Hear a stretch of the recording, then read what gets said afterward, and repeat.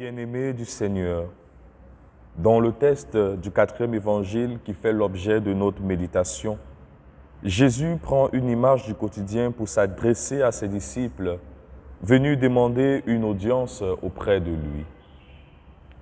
En vérité, je vous le dis, si le grain de blé qui tombe en terre ne meurt pas, il reste seul. Au contraire, s'il meurt, il porte du fruit en abondance. Par cette image, Jésus laisse entrevoir aux disciples que c'est de sa croix que jaillit la vie. En se comparant au grain de blé, notre Seigneur aborde sa mort avec confiance et espérance, car il voit sa mort comme le don de sa vie, un don qui sera fécond et fera naître une moisson pour ses disciples. Une telle façon d'envisager sa mort est l'expression de l'amour de Dieu pour l'humanité.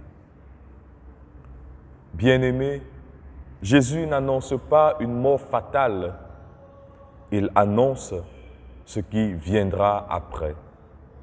Si quelqu'un me sert, le Père l'honorera. Jésus purifie la vision que les disciples ont de sa gloire et les invite à approfondir leur relation à sa personne. Cette relation, bien-aimée, il la leur garantit moyennant une participation effective au mystère de sa souffrance qui débouche sur la gloire. Les disciples auront donc à vivre la destinée de Jésus qui annonce aujourd'hui l'heure de sa glorification. Ils devront entrer dans la compréhension du plan de Dieu pour son Fils et interpréter leur existence à la lumière de leur propre passage de la mort à la vie. Par la mort de Jésus, les disciples devront comprendre que leur propre mort ne sera pas le terme de leur vie, mais plutôt leur entrée dans le mystère de Dieu.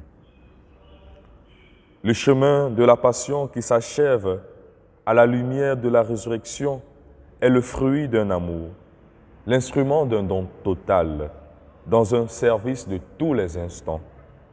Si l'amour est la loi par excellence que le Seigneur laisse à ses disciples comme héritage, c'est au service que se mesure sa grandeur et c'est ce à quoi nous invite l'apôtre des nations dans la première lecture.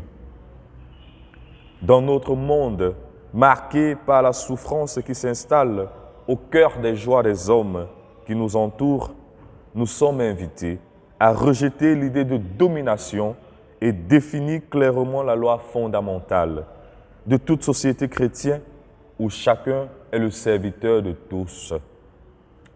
Enfin, bien-aimés du Seigneur, nous sommes appelés, comme Saint Laurent, dont nous célébrons la fête aujourd'hui, à devenir témoins de l'amour de Dieu qui libère, témoins de Jésus qui ne déserte pas le champ du combat contre le prince des ténèbres, mais l'affronte pour mettre fin au règne de la mort et s'aimer dans le cœur des hommes l'espérance d'une aube nouvelle.